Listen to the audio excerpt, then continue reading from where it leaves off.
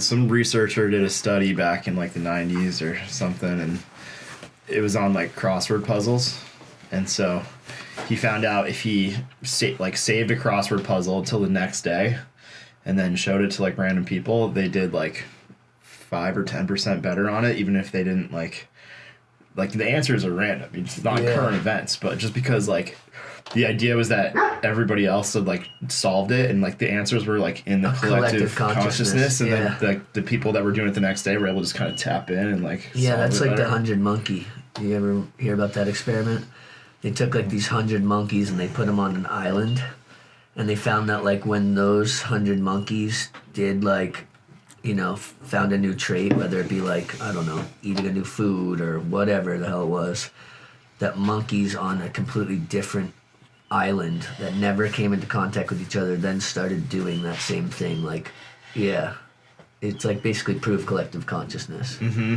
It's a fucking trip. Yeah, and like early when they discover like ancient civilizations like had some tech on one side of the world, like at the same time, like other side of the world, they were both like figuring out the same shit. That's like, you ever think you saw someone like from or whatever, and then you get up close and it's not them. You haven't talked to the person in ages, and then like they happen to like call you or like send you a message, or like randomly someone mentions them in a conversation, and it's like wait a minute, who's really pulling the strings up there?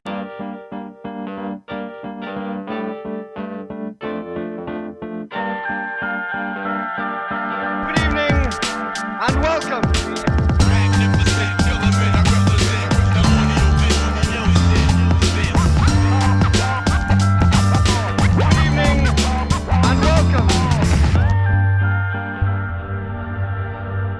Testes. 1 2 1 2. Testicles? Do you have one? Testicles. Do you have two? Testicle 1. How Testicle many 2. you got? I mean, testicles. All right, that's a good place to start. You remember Dana Weston? Sounds familiar. Anyway, shout out to Dana. But one night we were all like, we were just like getting lit. We were like saying each other's names backwards, and they were like, oh, Sivart, like, oh, Sire, or like whatever. And then someone was like, Anad. And so we like started calling him Anad. And then we're like at this party, and this girl was like, why do you call him Anad? And Dion was like, because he has one nut. And she was like, oh, really? Balls are gross. The less, the better. And like, he ended up taking her home. It's pretty ridiculous, right?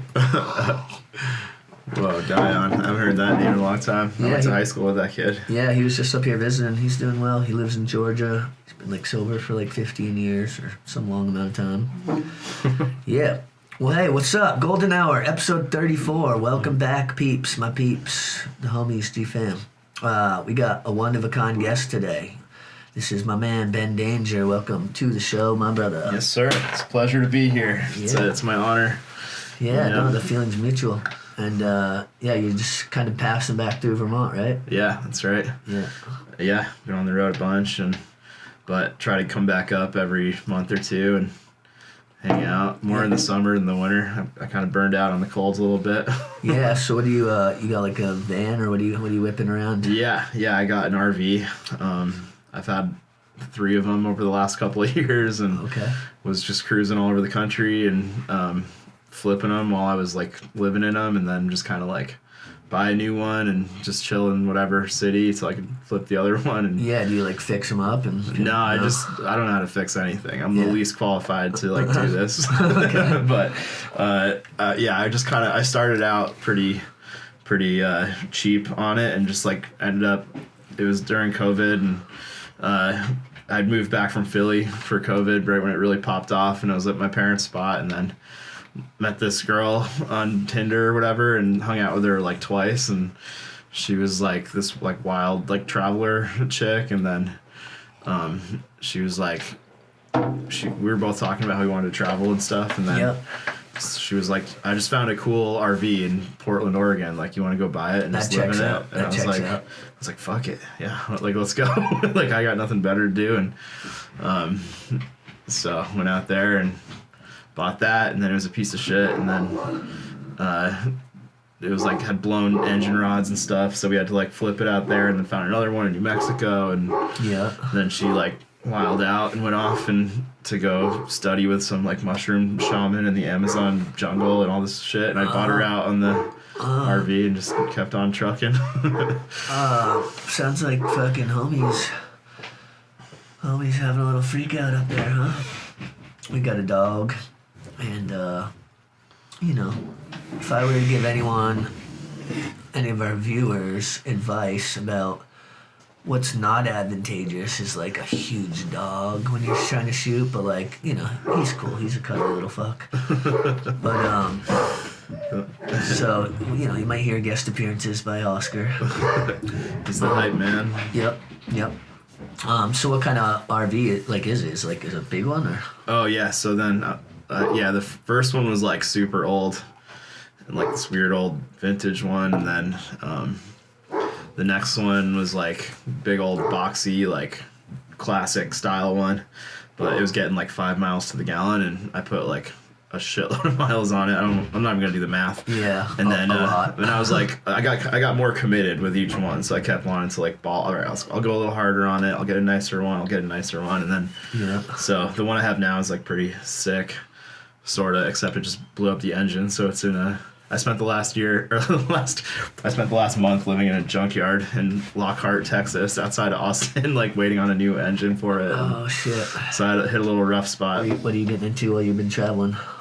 Yeah, it's been cool, man. I kind of had a couple spots around the country that I just had always wanted to check out and spend some time in.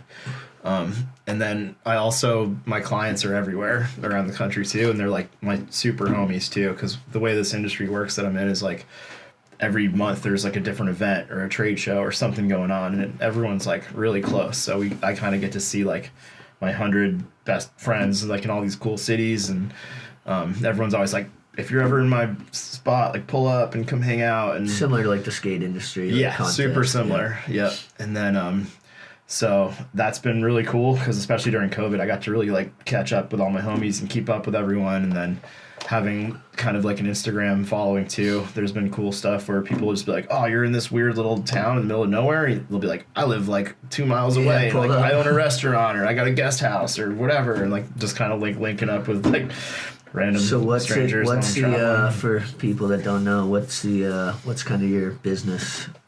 So there's kind of like a niche of the weed industry for super high-end glass pipes.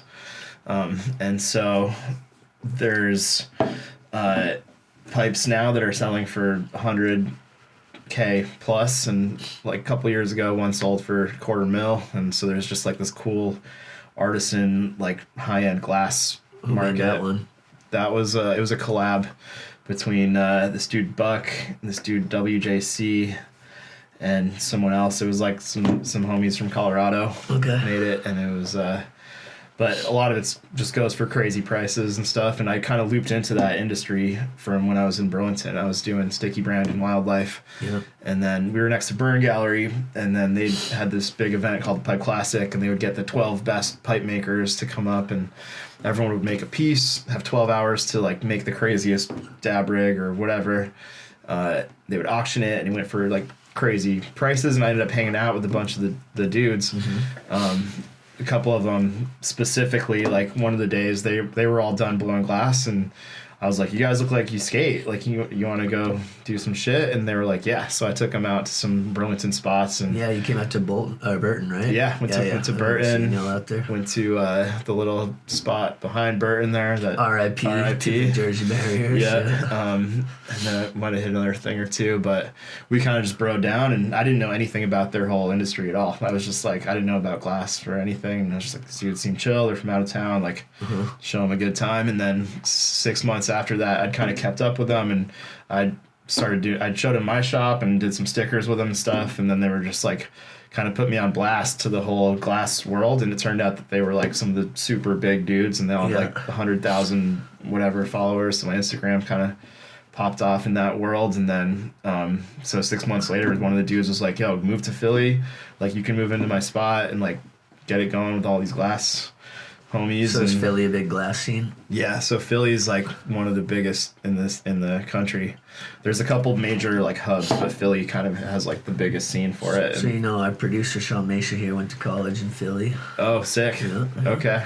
Yeah, I dropped out of college in Philly too. I did a year there and then dropped out and then partied for another year and then moved back to Burlington and then back to Philly like 10 years later and started this new thing up. And cool. What's the company called? It's called Danger Visual. Okay.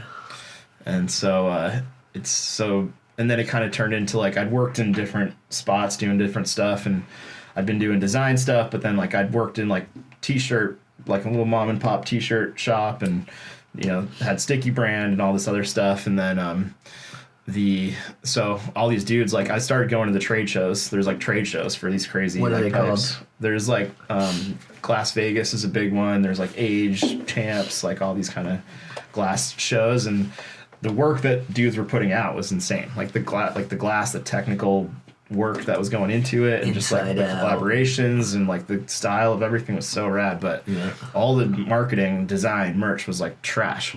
And so when I started doing it, there was no one else that was like doing any kind of good work in that whole industry. So because of just a bunch of stoners that just want to blow glass. Dude, and then, like the other stuff's like an afterthought, right? Totally, yeah. So then the couple dudes that I linked up with were kind of more about like having cool shit, and so I started working with them. And then just through that, like they on Instagram, they're like, this guy Danger in Vermont's doing all this dope shit. And then everyone started blowing me up for work. And then I just kind of fell deeper into it and kept getting more work out of it. And so that was like over 10 years ago now. So I did that.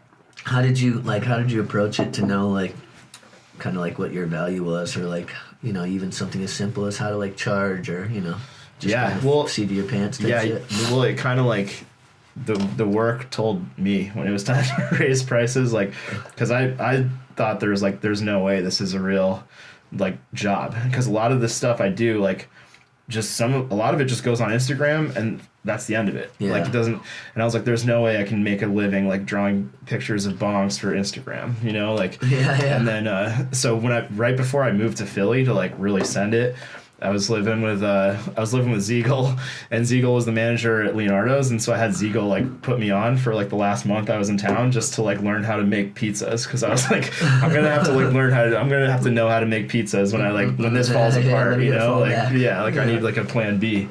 That's hilarious. But then so I moved out there, and then shit like really popped off like when I really kind of got in the scene and with like all the dudes in Philly, and still haven't had to make a pizza.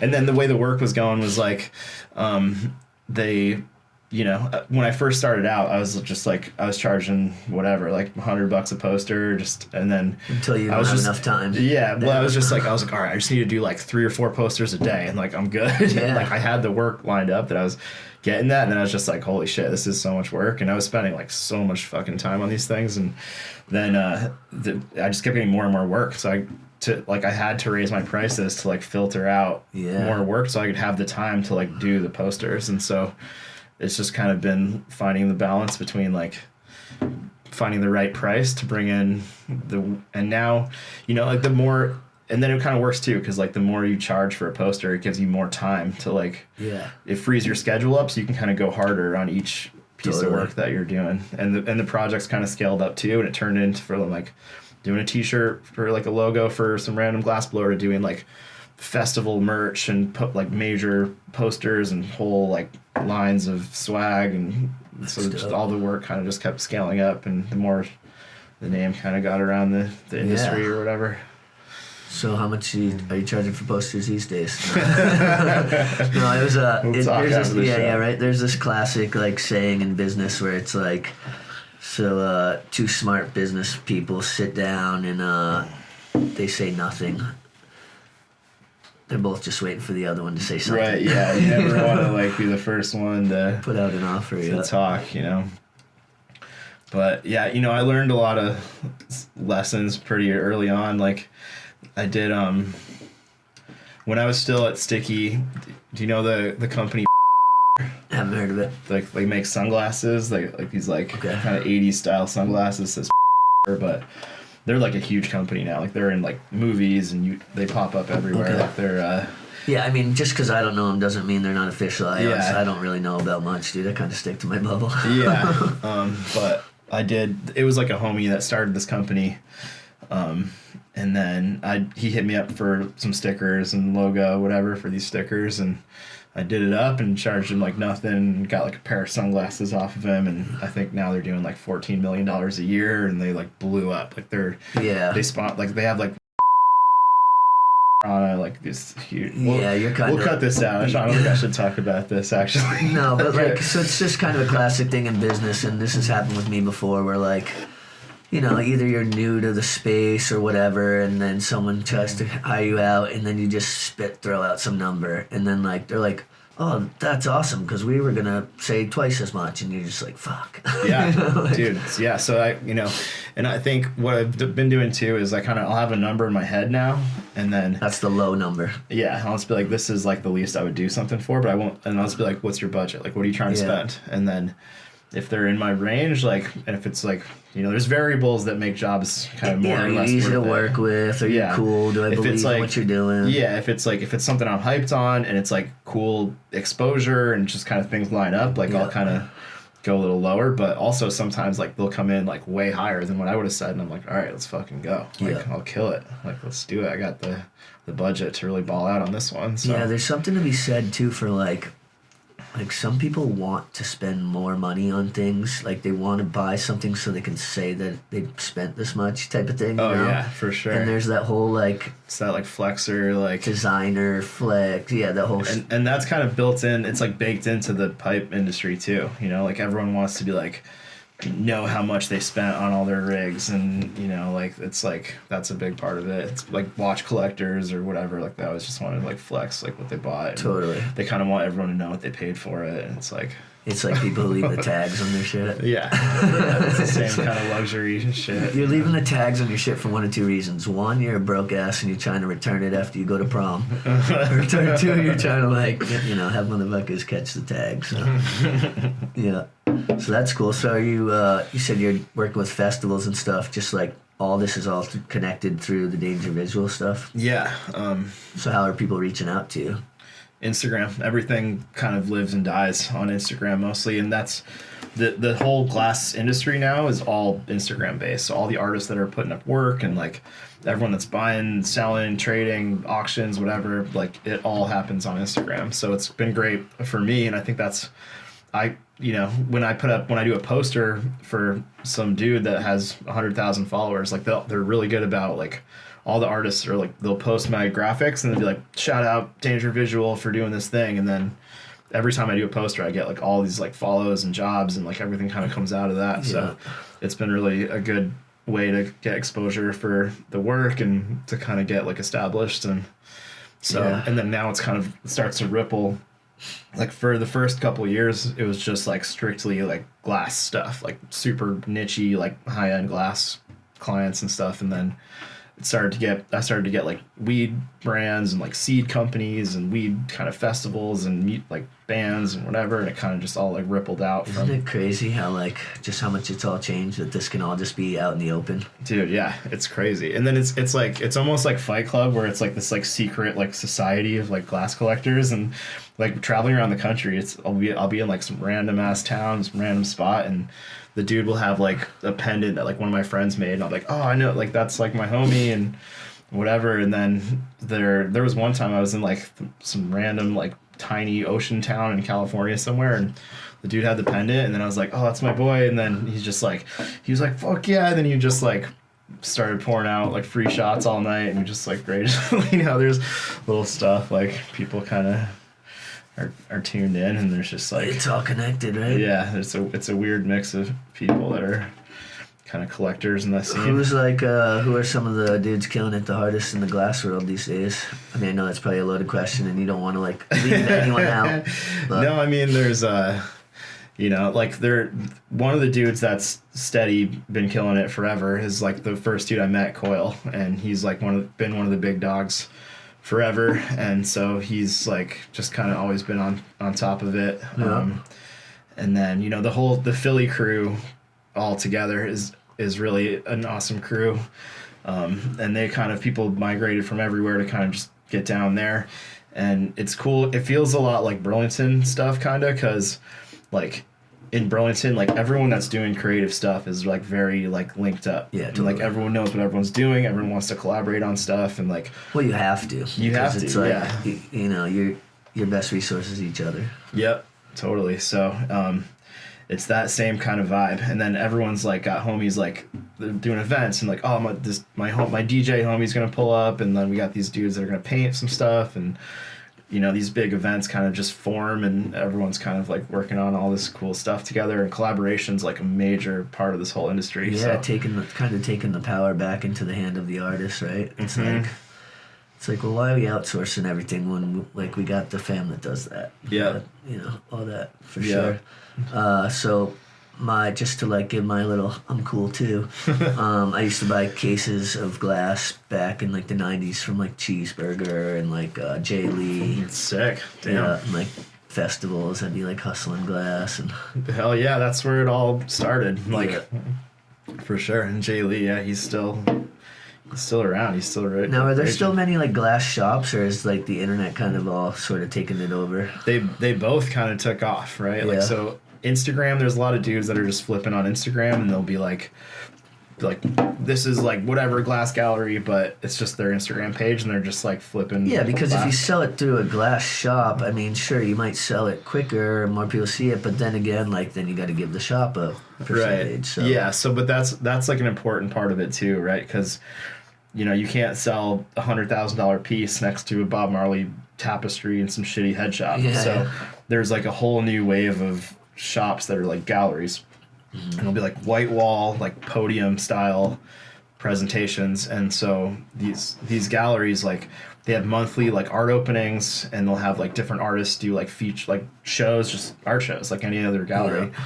And a lot of the shows will be like collaborative shows where two of them will work together on it. And so that's where I do a lot of the work, is like if I work with like all the biggest galleries in the country for this stuff. And so Okay. they'll be like, we have these two artists coming in to do a collaborative show. And so these guys will be working for months before the show, and they'll just to make like a whole body of work that they're both like putting moves on. And, Yeah. and then everyone has their own kind of style. Like, there's like signature things. Like this dude makes monkeys, and this dude makes dinosaurs. And so we're going to make like a bunch of like dinosaur monkeys for the show or whatever. So when I get hit up, I'll come up with a graphic that kind of like has both of their styles like mashed together to kind of make it be like, it's these guys. And Yeah. I'll draw like a monkey dinosaur just to kind of get the vibe for what the show's about. And then sometimes like they'll make the piece from the poster too, Oh, and have that's that cool. in the show. And Do you have like some pictures of some of the stuff that like that is?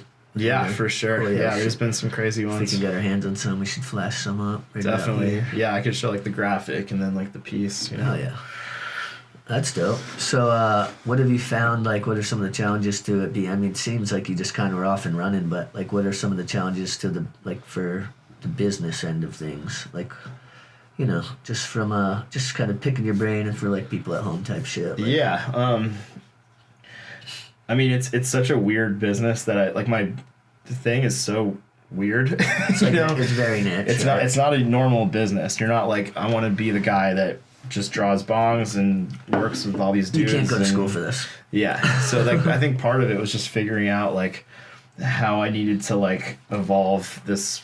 Like one thing led to the next thing. Like at first it was just like, all right, I just drew a couple little stickers for this one glass blower, and then it's like, how do you take that and turn that into like this whole, and keep growing and be like, all right, now I'm gonna offer T-shirts, I'm gonna offer like other swag, and now I'm gonna also do like more marketing stuff, and I'm gonna kind of keep building it and growing it more, and kind of just that's a hard thing to not Are get. you a one-man team in terms of the actual business? No, I've always had like someone working for me. I've had like assistants throughout the years. Right now I've got actually one of my first interns that was like the best intern ever. Shout out Brandon. And then he worked for me back at Sticky Brand and Wildlife back in the day, and Okay. 10 years later I hired him back on, and Sweet. he's great. He's awesome. So Nice. he holds it down he does more of like the logistics and like dealing with vendors and all that kind of stuff, so I can just focus on the art. And then once the art's kind of wrapped, then I ship it all over to him, and he deals with like all the Yeah. boring parts of it. So that kind of gets to the next thing I was going to say is, you know, when you're getting going on any business idea like that, and you find that you're not like fully able to focus on what your talent is and what you can add to it because you're having to do the housekeeping, so to speak, and all that. That's like realizing and how to sort that stuff out is a big part of being successful, I feel like. Dude, right? yeah, that's so important. Like, the thing is too is like the chef's not also serving the table. Yeah, it took me like I wish I realized that sooner, you know, like because that stuff is, my brain doesn't like process that part of the business at all. So, and for so long I was like, there's not like, it's not in the budget to have someone like deal with all this shit. And, like, I got to do everything myself, and I was just getting so stressed out and like fucking jobs up because like I didn't know, I couldn't handle it. You realize that the budget will grow if you do that. Yeah, I did, and I realized that after, as soon as I could like, and my art got better because when I was stressed out, I couldn't focus on art because I was like this job's like going weird and I gotta hit these vendors up and I couldn't like focus, so like everything suffered, you know. There's something to be said for having someone else like speak on your behalf too. Like, yeah, you have to be your own advocate for sure, but it's like, you know, people, when someone's speaking for you, you know what I mean, it's just this weird thing where it's like, they're not afraid to be like, fuck you, baby, you know. And like there's none of that, like, you know, if you're working the bar and like every person's your friend, it's like, at what point do you not hook them up? You know, like, here's something that I also did. Like, there's been times when I was like between assistants or whatever, and I was just having to like get back into doing all the shit, and like a lot of my business, I'm very good friends with all my clients. Like, we're very tight, and so like I invented like a sock puppet assistant basically, and like I went on like this fake like email account and that was like the bad cop, you know. So I'd be like I'd be all homey with my dudes, and then I'm like, all right, I gotta get paid or something's gotta happen, like some shit, and then I would log on to the other account and be like, where's the money, Lebowski? Just kind of like, then I'd have like the mean, like the really strict assistant that would like be hitting people up. Dude, I might have to bite you on that. It's That's good. Pretty dope. I recommend gonna use it it for when my girl's pissed at me. Yeah, right? 'Cause then like, dude, yeah. And then like it doesn't make it weird with your homies if you're like having blown Talk up. to the sock, man. Yeah.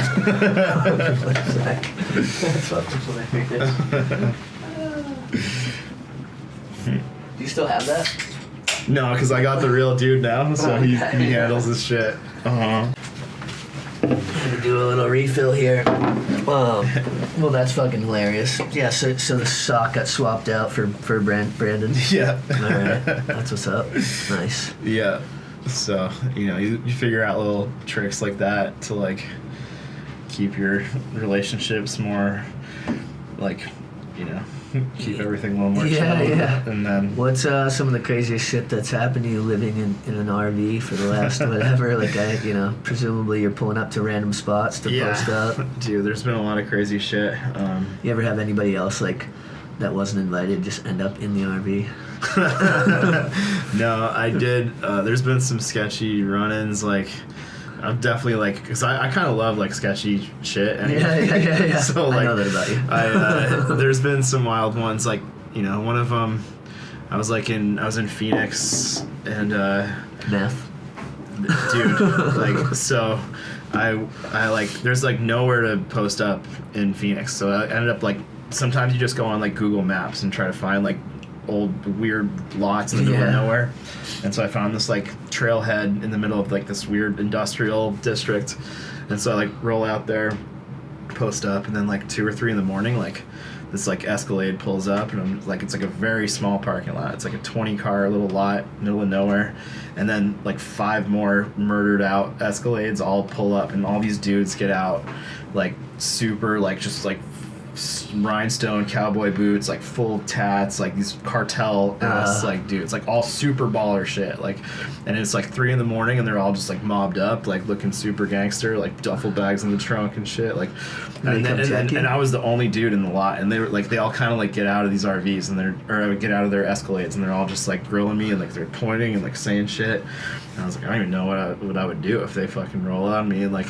and then you'd fucking do whatever. So I was just like, I'm in the fucking wrong place at the wrong time here, and then definitely crashed like some cartel meetup thing, and then they kind of like kept eyeballing me, and then like they kind of just got back in their in their They never Escalades. came to And they talk just to you? they kind of just dipped out, and then I just peeled out, dude. I was like, I'm fucking out of here. Like, Yeah, went to if Walmart. you were there the next night, it might not have been good. Yeah, but you see a lot of crazy shit, and like that was one of them. But there's some crazy spots, dude. Like I found some awesome, real weird spots on the road. Like there's a spot, Slab City. Have you ever heard of this place? Yeah. I love that place, dude. Yeah. Like the first time I went out there, Is it? I'm trying to remember exactly where that is. it's like SoCal. Yeah, but I'm trying to. Yeah. Anyway, I haven't been there, but I definitely know what you're talking about. I'm trying to remember the name of the what it's by.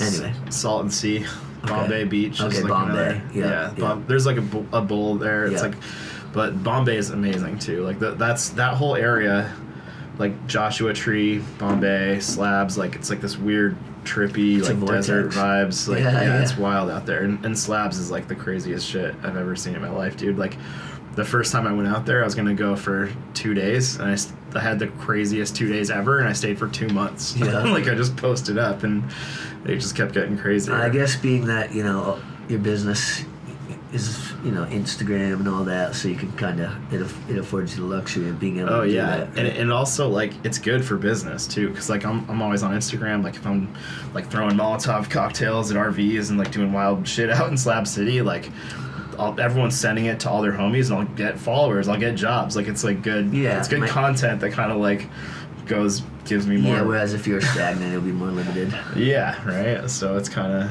That's sick. You still skating at all? Yeah, a little bit. I try to get out. I got deck in the rig, and Nice. I've been cruising around. I was in where was I at? I think I was rolling through maybe like San Diego or something, and there was like this cuddy little like weird kind of DIY spot, and then I spent like a little bit out there. I was just cruising there sometimes, and one time I was rolling around, and like Alyssa Steamer pulled up, and Nice. she was just ripping around a little bit. Like, What's up, man? yeah. Nice. You ever see Marshall out that way? No. I guess Cookie just moved to San Diego too. Oh, really? He's doing his thing. Shout out to the boys. Yeah. That's what's up.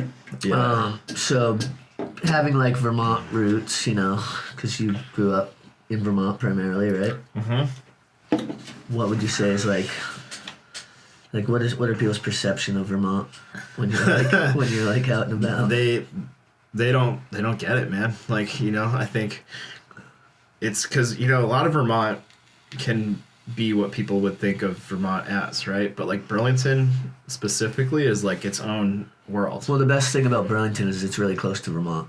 Right, that's great. Yeah. Yeah. So, people understand like the mountains, and they all know about this kind of part of it, but like no one knows. Like Burlington was such a sick place to grow up, and like I always like tell people that Burlington's like a city with a Napoleon complex. Right? Yeah, Because it's yeah. like it's really small, but it like overcompensates Yeah. for everything. So like skating, Motion food, in the ocean. music, snowboarding, like everything's like Burlington goes hard for People everything. used to always be like, because with skating obviously having so much talent coming out here, people would be like, what's in the water? And we'd be like, no, it's what isn't in the water. However, that's only if you get spring water, because we still got fluoridated water. And shit. Yeah. You know what I mean? But And that's a all, whole like, the nother toxic cup of can't even tea. go in the water. Oh, yeah. Yeah. But I loved it, dude. And then growing up, like You're a big snowboarder, right? mm-hmm. Yeah. So yeah, that was always cool. But I think the special thing about what was going on in Burlington was it's like the A-Dog effect, right? Where you're not just like. It's not just skateboarding. It's not just snowboarding. It's just everything together. And like the Interconnected. lifestyle perspective that you get living in Burlington, and like, seeing how all these things like connect, and how everything kind of is like this big, everything, if you're skating, music, whatever you're doing, like that's all. Yeah. It's just like having the access to seeing people doing creative shit, and how many different cool things you can do, and that everyone's like vibing with each other, and it's just such a connected core. I scene. agree. Like, That's definitely a positive. What I will say that I've seen is like, because everyone's so accessible, that like it makes people almost entitled and reluctant in a way to like actually support. You know what I mean? So it's like, y'all go out and spend like $50 at the bar without thinking twice, but like how often are you buying your friend's album or like, you know, paying the $10 cover to go to their shit when you know, right. so, because it's like, well, I shouldn't have to pay to go to that thing, like that's my buddy, and it's like, well, everyone's buddy, so like, you know, Right. just fucking cheddar up. Yeah. You know, like support the homies. Yeah. But, you know, and I think it's cool, just the whole landscape of like how there's just so much cool shit that is, for being such a small city, Yeah, like it's there's potent. just so much shit that came out of Burlington, and like from every art and music, whatever. So having that exposure at like a young age and just seeing all this cool shit going on, like B-side, like I was like a little like sub tier below B-side, right? Like that was like a little before my time, but I'd go there all the time and just like fan out and just like, damn, these dudes are so cool, and like all this shit, like watching your old videos all the time and shit, like, you know. So it was that was like a lot of influence, like high school years, and then kind of like moving more into the scene, and then, you know, when I started Wildlife and doing all this kind of shit, it was because of like seeing like Steez and B-side and like seeing all this other shit and taking these influences and kind of coming out with like whatever I could add to like the ecosystem. We were throwing shows and parties and doing all this stuff, and then, you know, a lot of those same like values and like the shit that I learned from all this is just, I just moved on to the next thing, and Totally. it just kept it rolling. So like everything that I'm doing now, They're like Boy Scout badges. yeah, so like having this like life where it's just like fun and creative and doing cool shit and all this homie stuff, like it It's all the kind dream, of right? but it all came out of like that, just rooted in like growing up in Burlington and just seeing naturally like this too. is all cool shit, like, Yeah. you know, so I kind of was able to just ride that out. Yeah, you never realized that like sitting around on the couch getting stoned was like, look at me now, mom. Yeah, totally, like, that's fucking cool though.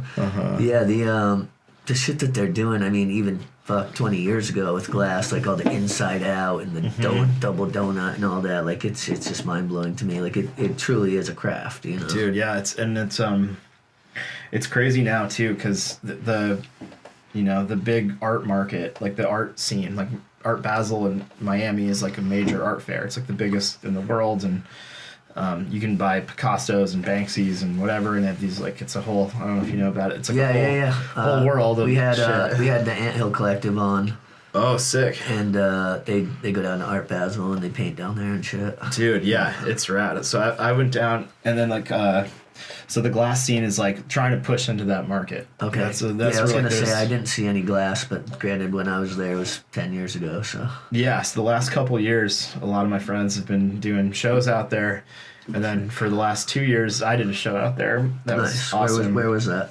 It was it was in Miami at this spot called Ziggy's. Like on the beach or? No, downtown? it was like downtown. Yeah, because Miami's like, it's the fastest growing city. It's like crazy since even I live there, just how much it's building up. All like what used to be called Midtown or whatever, like Yeah. in downtown. Right. It's just like, yeah, it's fucking nuts. So, Yeah. so what was this, an art show? Yeah, so I started like with a bunch of my glass, like my really tight glass homies, this like art gang like joke thing called Bad Boys Club. And we would just like, that's appropriate for Miami too. Though. yeah, right. So, you know, like it was like the crew, like we'd always like see each other at trade shows and like kind of crew up and Yeah. like just, you know, rage and do whatever. And that was like Bad Boys Club. It was like some G-Fam kind of shit. Yeah. And then but then it also turned out these dudes were like some of the biggest dudes in the industry, and it was like a joke thing for years. And then we kind of I got hit up to do a show in Basel with this spot, Ziggy's, this gallery, and then there was gonna be me and my buddy Coyle, and then we were just like, let's bring in all the boys, like let's make this the Bad Boys show. Yeah, it might be onto something. Yeah, so we did it all, and then it was all like bad boy themed work. So everyone was making like, you know, like little glass like dudes like spray painting or like slingshots, like bad boy shit, you know. And Yeah, then, like Martin Lawrence and fucking. yeah, dude. And so and then the idea too of it was like, you know, this is like the glass scene is like the bad boys of the art world. Like they're kind of slow to get onto. They tried to keep They're making bongs. This is like whatever. It's like so, skating was to like sports kind of, where it's like they tried so hard to keep you out of it because it's like, you know, you weren't following the rules of what it's supposed to be. That's exactly it, right? Yeah. So I think that's like when I got into glass, everything felt very familiar, right? Because it's kind of like a taboo industry. It's like graffiti, skateboarding, like whatever. It's that same vibe. It's not acceptable until Sprite says that it's cool and we can put it on the commercials. Dude, yeah, exactly. So it's kind of in this weird space, and so it's kind of like the bad boy art of Art Basel, because street art Basel is all like street art graffiti, like that's like locked in now, like that's a huge part of it. So which glass is honestly pretty new, relatively speaking, to like, you know, being any kind of accepted. Yeah, so glass is still kind of like on the fringes of. It's still like the stepdad that you're not sure if you like yet. Yeah, but it's like it's creeping in, and there's been a lot of cool shit happening in that world, and like the Corning Institute like is like the major art glass like center of the world. Like they're like very respected. And where's that? It's in Corning, New York, and so that's like a lot of like the fine art world is really like looking at Corning. Like they have like the biggest museum for like art glass, and Corning like this year has been really bringing in like a bunch of my friends to like do classes there and like bringing in pipe makers. Sweet. And this year 3 of my buddies made like the first ever pipe at Corning, like in a big demo thing, and it was like a big moment. They did it for live. Pipe makers. Yeah, it was like a class demo thing they put on. And you ever been at any of that live stuff and had someone like totally botch, like because you're working with glass, right? Yeah, and when it's hot and shit, like it could be one little thing. Right? Yeah, it happens all the time. Because the shit's always breaking. And you could have tons of hours into it and then just fucking. Yeah, dude. Does anybody yell Mazel Tov? We should. Yeah, you see a lot of crazy shit. I've seen like some crazy stuff break too at trade shows and stuff. Like this one time, a lot of the trade shows will have like demos of glass blowing like at the show, and they had like a competition thing. It was like a 3-man teams to make whatever, and so 3 of my buddies made this like all glass flamethrower that was like also a dab rig, but it shot like 20-foot flames out of it. It was like this crazy, and they built like a whole like tripod for it, and then it was kind of like they had all the final pieces displayed, and so it was like a $10,000 piece, and then some dude like rolled up with a backpack, and he was just kind of like looking at shit. He turned around, you breaking your body, and he smashed it, dude. And my buddy just like grabbed him, like headlocked him, like threw him on the ground, like locked him up, and like was like, "You're not going anywhere, bro." Just held him down. Give me your credit card. Yeah, and it was this kid's like first trade show, and his like boss had to come over and like buy him out. And I'd be reluctant to even walk in a building of some shit like that. Oh, dude, yeah. Everyone always wants you to like hold their shit. Like, oh, dude, here you gotta hold it. I'm like, fuck no. Like that's a $100,000 piece that I'm never gonna touch. I don't even want to look at it. I'll watch from over here. Yeah, and like dudes travel with this stuff too. Like you'll go to these shows, and if someone's got like baller shit, like everyone takes it to Vegas, like show off all their stuff. So like dudes are rolling with this stuff and smoking with it and just cruising around with all this stuff everywhere. Like it's pretty crazy. Yeah, it's very volatile, huh? Yeah. Yeah. No doubt. So where do you see, I mean, not to say that you need to have any further plan than what you already are doing, but do you see like any like expansion, or where are you hoping to take all this? Yeah, I mean, I hope to see it keep making progress in like the fine art world and kind of get more acceptance there. As far as the glass movement goes, like. Yeah, but you're not strictly doing design for that. You're doing design, but it just so happens that most of your clients are. Yeah, so that's kind of, I'd like to see that keep moving, but I want to start doing more stuff, you know, like a golden hour collab. Yeah, dude, that like whatever. I want to do skateboard shit. I've always wanted to design skateboards, like forever. Before I knew about glass, like skateboards and snowboards would be like, that's my shit. Yeah, so totally. If any skate companies are looking up, like let's talk. You know, talk to his manager. Yeah. Figure it out, you know what I mean? But yeah, that's always been something that I wanted to do, and yeah, more music stuff, art stuff. I want to do more kind of marketing event stuff. Like that show I did in Miami was awesome because I just, from traveling so much, I just have so many cool contacts in so many cities, and like so I can throw a show in so many spots, and I got like bands, DJs, artists, like weird other activation things and performers I can call out from that's the homies. That's literally what it is. That's what it's about. It's about you know, the network, but really the fam. Yeah. Which like people hear and they're like like, wait, is he talking about like his cousins? It's like, yeah, maybe, but also like, you know, like whoever that's down. Dude, yeah, it's sick, and that like it's the same thing, and then that's cool too. Is like, you know, like every spot has like the local crew, and so I know a bunch of like the local crews in all these different spots. So if I'm trying to do something, hit up the homie, and then they hit up all their local homies to come in and do stuff. So like in Miami, we had. There was like band playing. We had one of my buddies has a thing called Insta Ramp, and he like it's like a ramp that folds up onto like a flatbed. And so he I came just out. saw someone was like skating it in traffic. That's the same one, right? I'm pretty sure. This one he like sets it up. It like goes out and sets up, and then I had so my I've other. seen that one too. But have you seen the one that they literally were like they drive around with it? I think so. Yeah, maybe it was like chopped out of a school bus or something. Like, Perhaps, I don't know. Yeah. I think I saw that too. But so like Instaramp came though to your Instagram to your pulled up, and then I had another homie from Philly that's like a sick graffiti artist just blow up the ramp, and then we had like it was all bad boy themed activities. So there was like a bottle smashing wall, Hell yeah. and there was like tattoos and you know like all stencils, and you could paint stuff and break bottles and get tattoos, and we had like a dab bar and. It was like a whole religious thing. Yeah, I think we gave out like probably $8,000 of free hash too, and just dabs and whatever. And then it was cool. Everyone had a great time. I had 90 artists in it, and most of them, probably about half of them, like showed up and just hung out for the show. So everyone got to meet all these big dudes, and it's right during Basel. And then what's cool out there too is like there's a bunch of my other homies that were also doing like glass shows, like, and we were all like promoting each other and going to each other's shows and just trying to all support and make a bigger impact by working together and really just putting each other When does out. Basel fall on again? What time of year is that? It's like next week. Oh, is it? Yeah. Okay. You're not going down this year? No, this year I took a year off. Yeah. It was a lot. It's a lot of work. Yeah, I mean, you got to think that's what 1,500 miles in the RV times. Well, like I mean, I fly out, but it's just like it's so much stress too, dude. Especially because like everyone was like shipping out all this glass, and you know, ship breaks and stressful and all this. You know, stresses the. So are you curating, or do the galleries have a curator for all that? No, I do all of it. Okay. So the gallery kind of gives the space, and they have like a cool gallery space and a big lot in the back. So that's a full-time thing in itself. Dude, yeah, it was a lot of work, and like I had to call in a lot of favors, and it was awesome. It was fun, but you know, you got like the seating chart, like how they do weddings. You're like, well, Aunt Cheryl doesn't like fucking cousin Connie, so I'm gonna make sure to put these pieces on the other side. Yeah.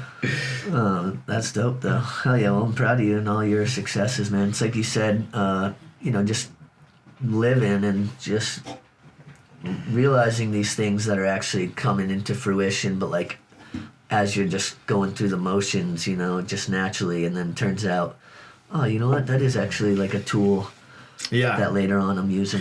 You know what it's like is like, did you ever see that movie Slumdog Millionaire? Oh yeah, great movie. You know how it's like he just kind of knows the right answers to the questions by like weird shit from his past? Like it was kind of like that, because it was like, all right, now I'm designing stuff, and like these dudes want t-shirts, and like I used to work at this t-shirt shop, and then like everything kind of like came back to weird other experiences that I like had, and like, you know, growing up in like the snowboard world and shit, like going to like snowboard major like industry events and trade shows. You were for taking snowboard notes. Shit. Yeah. Even if you didn't know, you were taking notes. Dude, yeah. So all the same vibe of like business kind of party networking and stuff like that I'd learned a lot growing up. That all came into play when I got to the glass world, because it's a very similar like kind of party industry. Totally. And like so and then like skills. with Wildlife, for people who don't know, you had a boutique or whatever clothing store. Yeah.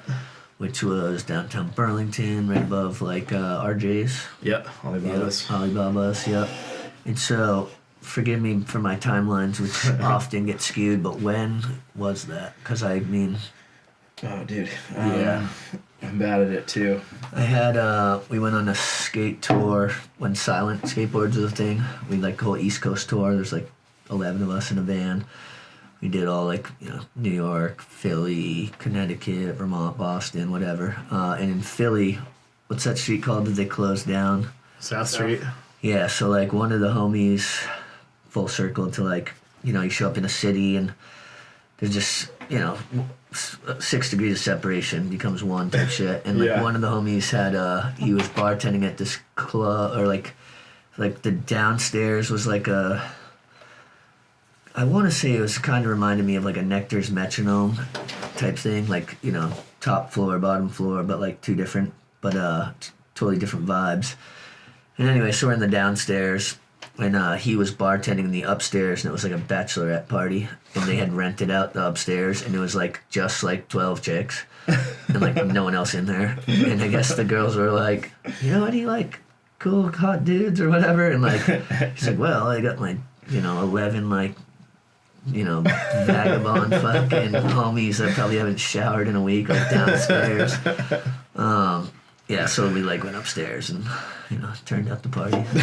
That's sick. And we skated Love like at night and shit. This was like right before Love. Do you got see any torn crazy down. shit? I used to. We didn't necessarily see too much crazy shit, but like you kind of felt a little.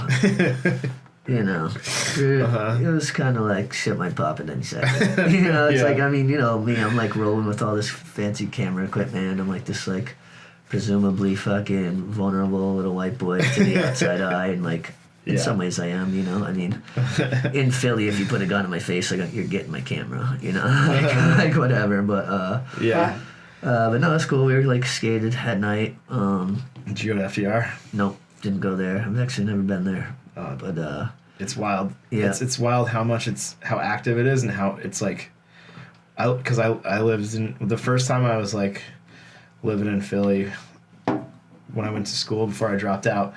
It was like rage. It was FDR. It was awesome, and then left for 10 years, whatever. And when I moved back, I went back there, and it was like over twice as big. Yeah. And like there's just constant steadily construction. Shit, They're just building the fuck out of it. Yeah. Now that's all like just like DIY, right? That's not like the city's doing nothing. Yeah, it's awesome. There's like, because at one point that was elite. Like they just took that over, right? Yeah. Now I wonder at this point they must condone it, right? Because it's gotten so big. Yeah, someone burned. There was like a big vert ramp there. Okay, so I watched. Actually, that's right. And someone burned it down. Yeah, and then they almost shut it down because it like fucked up the bridge or something. But I guess they're gonna let it ride. But it's pretty seedy over there, right? Oh yeah, dude, it's insane over there. It's like such a weird, like sketchy, anarchist, psycho place. Like, yeah, I don't know if it's awesome. Quite like Burnside, like exclusive, or at least used to be, but like it's so different. Burnside's like Mr. Rogers' neighborhood compared to FDR. Don't pull up if you're not like killing it at tranny or like know someone like cool kid FDR club. is like a free for all, so anyone can go, and like there's like I've seen so much insane shit there too. Like it's just like this lawless like anarchist skate park, and it got really embraced. There's this crew called like the SPP, the South Philly Punks, and it's like a punk crew, and they've like adopted it as like their own. So it's kind of like there's always punk shows, and they do big like fundraisers for it, and they're keeping it on the like positive like open arms type shit. Yeah, and they just use it as like a punk club basically too, and then they put on like shout out to y'all motherfuckers. Shout out SPP. And then they're always like having big fundraisers and throwing events there, and it's kind of like the punks and the skaters are very like aligned, and Philly has like a huge punk scene still, and which is crazy too for people who like haven't really maybe spent time in Philly, because from the skateboard world, at least as far as I have always known, at least like in my generation, it's more like the like fresh hip hop tech kind of side of skating, but in reality, Philly, like if you think back to like Rick Iola and like just like the more like Hesh dudes, which were like actually the original Philly heads. Yeah. Fucking. Because then you had like Stevie Williams in there, and that was a little later though. Yeah. So there was that kind of vibe too, like the more like ghetto. Well, shit. They used to say there was like two kind of squads at Love. There was like the Kalis and like Stevie crew, but then there were like the older dudes before that who were like not about it. Yeah. I'm gonna shout out Stevie Williams and Josh Killis. Not like I know y'all, but hey, what up? It'll be cool to link someday. That's what's up. So the whole like open arms thing, honestly, that's like something obviously that's super prevalent here. Whereas like we don't like we're not on some cliquey shit. It's like like we're tight and like circles are tight, but also like you can get in the circle. Like Just come with that real shit. Don't be faking show up. Don't be faking the funk. Yeah. Yeah, totally. Because I always tell people when they move to Vermont, they're like, or Burlington, whatever, they're like, what's up? I'm like, yo, listen, like 6 degrees separation is one. And like, if you come here, like it's super easy to meet like-minded people and like super easy to just get in the mix, you know, whatever you're about. But also like, don't be burning bridges because there's only one. You know, like Yeah. it's one bridge. Yeah, Fafo. Yeah, that's what's up. So yeah, let's get up on some collabs, bro. That'd be dope. Yeah. I mean, I'll let you throw out the number first, but yeah. Like I said, I work with whatever the budget is, man. Do something out because I like, you know, I'll hook up deals if it's for homie stuff. Yeah, and the same I'm same feeling goes for something like, and yeah, exactly. I If know. it's something that's like hits close to home and like just you want to be a Yeah, part I of it. love doing obviously. Vermont stuff. You know, Yeah. like coming doing more local shit and.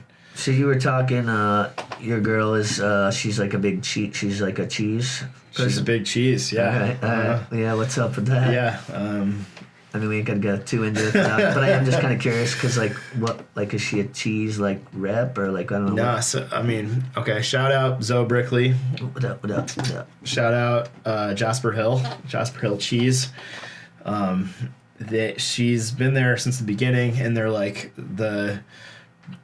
they're like on their own level of cheese making. They're like, you know how like Ben and Jerry's is like world famous. Like everyone's like Ben and Jerry's is like the ice cream. Everybody else is cheesy, but Yeah, so I didn't even realize this, but so like Jasper Hill is like the headiest cheese in the world. Oh, and word. so like they get invited out. They would win so many awards like all over the world. They just won best cheese in the world from like the World Cheese Awards in Norway. Oh, damn. Like they get all this crazy stuff, and so That's crazy. Why don't you hear more about that, and why is it all like Cabot? Just because they're like more like artisan or so something? they do work with Cabot too and whatever, but that's kind of like the more like entry level to high end cheese, I guess, and they're Okay. like the super premium.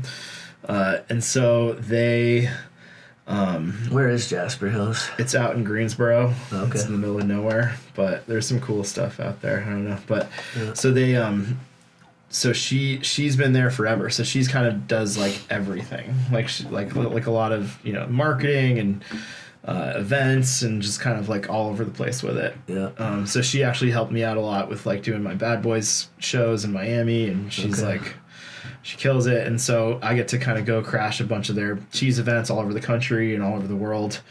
And there's like the cheese industry is weirdly similar to the glass industry, right? Because it's super premium, like high end luxury cheese. And so Yeah. it's a similar kind of vibe and like clientele, and the people that are working in it are kind of, it's like the same. It's luxury. So is it safe artisan to say goods. your girl's been stacking cheddar? Stacking cheddar, baby. Hell yeah. So it's been cool though, like that, getting to see that kind of industry, and she's gotten to come to some of my industry events and vibe it out, and it feels like she got the vibe right away going to glass events, and Yeah. I got the vibe right away going to cheese events. Well, it adds and- up because like the stoners, you know, they get all lit. They're Dude, like, oh, yeah, get some and it's cheese. kind of like there's like a kind of like a cheese punk scene out there too. Alright, Of what's like the best cheese?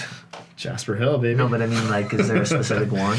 The Harbison. You can't go wrong What's with it called? The Harbison. Harbison's a big hitter. Okay. It's kind of a soft cheese, spruce bark wrapped rind, and it's a hitter. All right. So, but yeah, we just went out to. What would you eat that with? Just like crackers or some shit? Oh, it goes with everything. You can Okay. even just like scoop it out, put it on pasta, and it's a sauce. You can do. Okay. I mean, it's bomb, dude. All You can right. just do anything I'll with have it. to check that. You like real cheeseheads will just take a spoonful of it and just like a lollipop. And they'll just Has there go been a for it. collab with the glass and the cheese yet? Has anybody done like a fucking? Yeah, we've been talking about how to Jasper figure it out. Pipe. Actually, at Bad Boys, they hooked it up real fat, and so when Zoe came out, we came up with this whole Bad Boy themed charcuterie like cheese table thing, Oh, yeah. and it was sick. So because everything about the show had to be like Bad Boy themed. Yeah. And so- my girl's big into the whole charcuterie jam. Oh, As a yeah, matter dude. of fact, a deer cost us about $100 charcuterie board last week. Leaving Jay Rich's deer jumps out front. It's on the back seat. No, I thought you were gonna say like you had like deer jerky on the table or No, something. but what I told my girl is, I go, don't worry, next week we're gonna eat that thing's cousin. So, yeah, but no, I spared the deer and it cost me the charcuterie. But anyway, So yeah, we wanted to figure out like a cool way to like, because there was all these different like kind of activations like at the show. So like over here you can smash a bottle and do this, all the different stuff, and then the cheese table was like this huge table, and we worked with this other person who was a really, like, their thing is making like insane cheese boards and stuff for like events and big celebrity whatever shit. And so we worked with them, and they so we had like, there was like a whole spread. We had like old like porn from like the 70s, like as like to put on the table, and then there was like broken glass that you could a lot of bush, yeah. Right. You could like, there was like broken glass that you could eat, so you could like dip like broken glass in cheese and eat it. And then Wait, we had, what? How do you eat broken glass? because it was like they like make it out of sugar, so look, there was just like broken glass. It wasn't actually broken glass. Yeah, it just was like appeared this to be. like edible broken glass. I'm just thinking, like, for the kids at home, don't go trying Don't to eat broken glass, Don't even be if it's dipped in cheese. Yeah, don't be eating that broken So glass. they made like fake broken You'll glass. die. They made fake, because you can like be like a bad boy just eating broken glass off the table. Okay. And then the sickest thing was that we made like it was like a skeleton, and it was like it had like a punk vest on, and it was like holding a bucket, and it was puking into the bucket, but it was fondue, and so you could like dip into like the skeleton's puke. And then we had cheese with like weed in it, and oh hell yeah! Is this shit labeled? Like, yeah, you know, it was labeled. Not to sound like a little bitch, but I don't do the weed anymore. Yeah, like, no, it was all, you knew what you were I mean, getting yourself into. weed's the best if you smoke weed all the time. But like, if you don't and you end up fonduing a bunch of fucking edibles, your day might be fucked. Yeah. Like, Dude, straight up. yeah, but it was like a super just chaotic, like wild table, and That sounds that dope. it kind of helps set the vibes. And there's been other kind of crossover stuff. Like, I did a cool graphic for Jasper Hill. Like they're very like upscale branding. It's very like clean, like kind of high end stuff. But not too good for a bad boys party. Not too good for a bad boys party. So it's kind of like this like highbrow, lowbrow world, and that's kind of what the Bad Boys Club shit's all about. Because it's like we're just a bunch of dirtbags, and there's bongs, and we're raging. And we might all be this breaking shit. glass, but we're also Like making we're making like $100,000. insanely beautiful, high level art. And too, you're in a so. fucking beautiful gallery. Yeah, so it's like I love that kind of balance, and so it's edgy. Yeah. So it kind of, and Jasper's been open to like kind of getting a little weird with stuff, and so I've done a couple graphics for him that have been cool. Like I did one of them. It's like a rat, like drinking a 40 and like smoking a joint. He's got a skateboard, and he's like in a big wheel of Jasper cheese. And You got that graphic? yeah, Let's we flash can that get up. that up on the screen. So, and then that got like it was a big hit at the trade shows, because all these fancy food companies have like very like highbrow, like fancy branding, and then this was a big hit because it was just so different. They're willing to go outside the box. Yeah, so Jasper's down to kind of get weird, and it's been cool kind of having them support. And you know, sometimes like if there's other homies having shows, like I'll have them send boxes out or hook up stuff here and there. And you know what that kind of reminds me of? This is going to be completely random, but I'm a random motherfucker. Just you hear like metal music, and like from an outside perspective, if you're not really in the know or you don't actually pay attention, you're like, why is this so angry and aggressive? And it's like, no, this is actually like a love song, or like this is for like his grandmother, like, you know, type something, you know. So things aren't always as they seem, type shit. Yeah, for sure. And there's a lot of stuff that happens in the glass industry that's like for charity or for good causes. Like even with my show with Bad Boys, I started a kind of a charity thing called Bad Boys Do Good. Sick. And so for all the Bad Boys shows we do, we donate a chunk of the money that we make to different organizations. There's one, and it's all, the idea is to support like all the people, like the artists and all my homies in the Bad Boys Club. Like they wouldn't have made it in the real world if they didn't find art. Yeah. You know, like art kind of like put them on track to like kill it, and now they're super successful. And I mean myself too. Like I don't know what else I would have been doing if I didn't kind of get on this track. Well, so. that's the problem with like our traditional education, is that they try to be like everyone does, and it's like that's just not for some people. Yeah. Yeah, and I think having that exposure to art and culture and all the stuff that I kind of was able to see in Burlington, like that changed my life 100%, and kind of was able to come up with new ideas and new possibilities. And so is this a charity that like people can donate to? Yeah, so the idea is that we kind of find charities that are like aligned with that value, and then kind of donate to their cause. Like And a Friends for a Dog or something like that. Yeah, so we did it this year. We did Art Start is like they're in a bunch of different cities, but they kind of work with like at risk kids and kids that are getting in trouble and doing whatever, and they kind of try to put art in front of them. People they that won't get them that involved. wouldn't fall through the cracks. Yeah, so not, if it's just like shit's not working out for these kids and they're just kind of a lot of the coming time from it's tough just because backgrounds. they don't have the thing. Yeah, you have to find it. So that's the idea, is to kind of, and they're really good about kind of just getting the kids that are just, they don't have resources, they don't have like a support system. Bad Boys do good. Bad Boys do good, and because that's kind of where everyone in the crew came from, is like that kind of shit, and whatever. Get paid forward, right? Yeah, so they're kind of. So how can people get on and donate to the Yeah, church? they can. Usually we just do show donations. Like I'm launching a website that's gonna have merch and stuff, and there'll be like a donation thing. Cool. And then that all gets earmarked and put into Bad Boys Do Good, or it'll have links to just go directly to the places that we've kind of connected with. Nice. We'll stay tuned for that, because Ben and I will be in touch, and we're about it. Yeah, so that's awesome. I think that's important. I think full circle back to like the whole Andy effect, if you will. Like look at Friends for a Dog. It's like he was kind of already. That's like everything that he embodied already. Like he was the one to be like, oh yeah, like let me show you this, or here, take you love that shirt. Like literally would like hands a stranger the shirt off his back type thing. Or like just being real. Dude, always. Yeah, and I think having like just being like in awe of A-Dog and like his vibe growing up, hanging out at B-side and whatever, all these spots, and all of like us. I was just like a little like nothing Grom dude, but he would always just like take a minute and be like, what's up, bro? And I was gonna say, not to him you weren't. yeah, like that was the thing. Like he would always like, he kind of remembered me, and like we used to buy all the mixtapes and shit, and we were just like, he was always so cool to us. And then and then kind of growing into Burlington more, and then when I started doing Sticky, and he would come through and we would sit down together and jam on sticker graphics and kick it, and I just remember like how cool it was when we started kind of hanging out after like idolizing him and just all of his shit. They say like never meet your idols. Well, that wasn't the case. No, dude, like that was the shit. So I think I definitely credit like everything I'm doing now, just kind of his vibe, and absolutely, dude, that was the biggest influence growing up. He was such like a sticker head too, like what I mean, like if you went to his crib, everything had like little sticker, like everything was all designed. Oh, dude, and that was like it was the raddest shit when he would just come up and he would just pull up a chair at my computer, because I was doing all the design stuff, and we just fuck around with different ideas and just kind of jam out and totally. So what? I know we're gonna bounce around here, but what eventually made you decide to shut down the whole wildlife thing? Is it just because like brick and mortar is just kind of... Well, I'd left. Oh, okay. So I was doing it...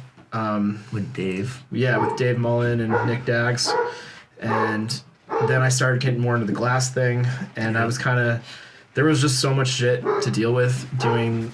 Like, we were all designers, and we were pretending we knew how to like run companies and whatever, and so there was just so much shit between both things. I kind of wanted to just focus more on doing design work. Yeah. And when the glass stuff started happening for me, I was just getting so much work all of a sudden from glass biz that it just felt like the right time to kind of like make an exit, and so I kind of sold out my part of it. And hold on one sec.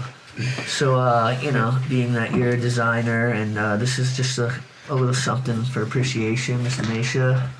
Got a couple golden hour shirts here for you. No way. Got the green, which are available on our website. Ooh, I like that. And the classic black. Got a few different colors. They are going to sell out, and we probably won't do the same one again. So if you want yours, quit slacking. Also, double whammy, baby. While I have this opportunity, if you feel like it, subscribe, just write a comment, be like, Trav, you suck, or whatever you want to say.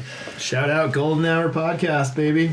Burlington, Vermont. Feel me? Let's go. We out her, as the kids say. We outside, I guess you're supposed to say, even when you're inside.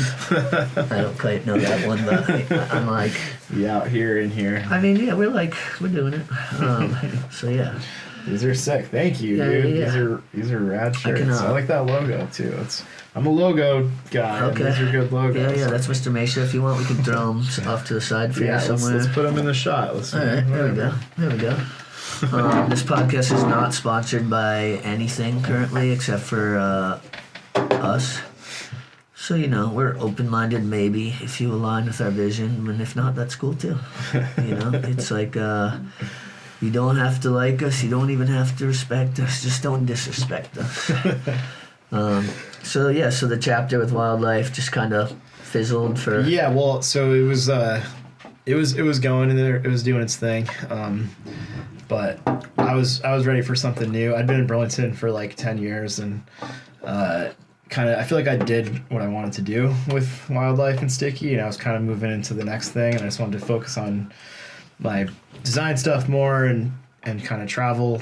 Yeah, and like your goals change as you, and that's fun. Yeah, and it was like, it was time to go. It was like an amicable breakup. Yeah, and I'd kind of been getting deeper in the glass world, and that was really kind of happening. I was starting to travel with that and go to trade shows and kind of explore more of what that looked like. And I'd just gotten out of like a breakup, and I was just like ready for a new spot, It's time to break up with everything. Yeah, and so it was funny. Like the first sticker thing I did with my homie Coyle that really like put me on was we like did a thing, and he was just like, oh yeah, like I think after the sticker job, like we should get an apartment together. Like he was like just fucking around, and then 6 months later, I ended up selling out of Sticky and Wildlife and moved in with him in Philly.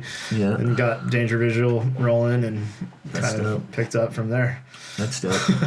What types of, like, what mediums do you do your design with? Like, is it mostly all like on the computer? Or? Yeah, it's mostly digital. I love my undos and. So what like programs do you create in? All the Adobe stuff, and then sometimes I use this program, Clip Studio Pro, and that's what I do like my tablet work in for drawing and stuff. Okay, this is all stuff that like I know a tiny bit about. Yeah, Shaun here, who went to school for that shit, would know. Yeah, and then he knows what you're talking about. once in a great while, I'll tap into like Cinema 4D for little 3D stuff, and I've been dabbling with some AI stuff just to kind of get like concepts or colorways, or just kind of get some new ideas. That shit's crazy, man. Huh? That shit's crazy. Like I was watching, it was like two people like took each other's voices and like pictures or whatever, and they created like a fake an AI conversation between the two of them where each one was like the other. Yeah, if you will. I get it. And it was like, it just goes to show you like, holy shit, like we might be getting all duped here pretty soon. Oh yeah, dude, it's insane. Some Berenstain There's so Bears much shit. Crazy shit happening with it, but Berenstain Bears, no. It was never the Berenstain Bears. Fuck out of here. But yeah, dude, it's good to just kind of get some ideas for layouts or color ways, or just kind of vibe with it and see where it goes, and then kind of just. I think could use. I know you're a busy guy, but you should get in touch with Talent, because I think they're due for a new graphic. Dude, I'm so down. Actually, I just watched the documentary. Okay. And I was like, I'm gonna hit him up. Like, I'm just gonna go in there and tell Hannah, like, I'm doing a graphic for you. You're not gonna pay me for it. Like, I'm just here for it. Yeah, like you can work something out, whatever. But yeah, just with shit like with Talent though, it's like I got so much from that place, and growing up there and spending all the time there. Yeah, it's what like Hannah homage. does, and like they're so badass, and like. Yeah, I would do a freebie for them. And I think I've reached out before, and it just never really came through, but like I'm going to get back on it because I want to... They just redid the park. Shout out to Hannah and Woodsy. I was actually there Friday. Today is actually Jay Rich's birthday. When this comes out, it will be late, but happy birthday, Jay Rich. But yeah, a few of us hit up Talent. Burrows was over there, Provost, Jay Deuce, Woodsy, Phil. Croy came through. Damn. Yeah, we had a whole squad there. The homie Bobby and... a bunch of y'all. Too many to name, but yeah. Hell yeah. So that was dope, and they just redid the park. So go check. Yeah, I saw it. It looks sick. I want to go check it out while I'm back in town. Go roll around, be old together. Yeah, I think I did. I did a deck for Talent like way back. You did, right? Yeah. I was trying to remember. About that. It was like a Rolling Stone tongue, but it was like a skateboard. That's or something. right. But damn, if we can find that. I'm a lot better now. Yeah, like, yeah. I wanna but I mean, it's like cool. It's that's how it goes. I mean, fuck, people always tell me like piece of time, and I'm like, dude, I think I got the full collection still. Okay. I still got Family Tree, Piece of Time. Like I still got all that shit. Good things. Hi, homie. Yeah, dude. I know people keep being like, make another video. I'm like, you know, maybe. It's a lot of work. Probably. Coming out, maybe. But, yeah, I forgot about that. Yeah, so that's actually a good little segue. You watch the Talent documentary? Yeah. That shit gets you a little choked up or what? Dude, yeah, when they have the meeting and they're like, we're your board and we're like getting this back on the track. So it's yeah, sick. But yeah, major shout out Talent and Dave, and like that was a big, very influential kind of part of like my high school days, and just kind of they held it down so hard, and definitely like a lot of love for what they're doing over there. Yeah, totally. So I remember, you were talking about Ziegel. Shout out Ziegel, you're the man. When you guys had the creepy castle, or whatever. Those were some good times. It's cool little backyard barbecues, and everything was like spooky in the spot. So like, good. Yeah, that was probably my favorite house ever. Yeah, well, I remember we'd always like dress up and shit. Yeah, right? we had it'd be so like much. like a random Tuesday. We just like, I don't even know. I'm sure there's some pictures of some crazy shit, but yeah, remember like a bunch of times people like passing out, probably myself included, and we'd like when they wake up, they're just like laced and like they might look like a president with like a fucking tarantula on their balls. Oh, or something. dude, yeah. Yeah. We had so much. That was such a fun house. So much crazy shit went down there. We had the trampoline for a while, and like that was a rowdy house. So I The love that neighbors house. were like not super hyped usually. like, Dude, it was so sick. It was sick too because like there were so many people that kind of were like so many cool homies that were passing through, and we just kind of crashed for a couple months here and there and just post up, and like Brian Walshy, Steve's. Yeah, what up, Walshy? Spent time there. And Yeah. it was just always like homies and artists and musicians and kind of just like this cool. Yeah, you have like the people coming drums through. and like the guitar. Yeah. Yeah, like, there little was gonna be all sessions. kinds of weird toys in there and shit going on all the time. Like that was a sick house. Yeah, not exclusively sex toys. Yeah, But yeah, that was, it was in the mix also. We had everything going on there. Oh yeah. I mean, to say that it was a porn set. Next. But yeah, good times, man. Well, fuck, I'm so glad you came through, and just man, I'm proud of you and all your everything you're up to. It's like you keeping it real. Dude, Seems like you're like you've really hit your stride. So that's dope. I'm proud of you, man. You're holding it down out here, and it's sick. Seeing I'm always watching what you're popping out and keeping I the might vibe be down to going. jump in that RV at some point. Yeah, hell yeah, dude. Go end up in a little random ass town. Send it, man. But yeah, I mean, shout out because I even just from way back, like you were, the dude. Like you were making all the videos. Like you were kind of the one that was really driving the train with the whole skate scene and really pushing it. And Well, I mean, shout out the skaters, obviously too. Takes one to know one. Shout out all the skate homies also, you. but like to document that and to kind of be like recording it and to kind of put it down that way. I appreciate and that very much. that's such an important part of like every scene to kind of have that kind of history, It was mutually beneficial, Yeah, so Absolutely. I always loved it like growing up, and Oh yeah. it was like it's for a small town to have that kind of shit going on is huge, Well, I annoyed the shit out of a lot of my friends for about 20 years by, trying to hold them to a standard higher than my own. But, it is what it is. Dude, I think later on in life, you realize you're like, a lot of the time the people, whatever, you're like, they meant the best for me. I mean, think about the people who were our elders that we were like, why the fuck are you telling me not to do and then you get a little older and you're like, oh.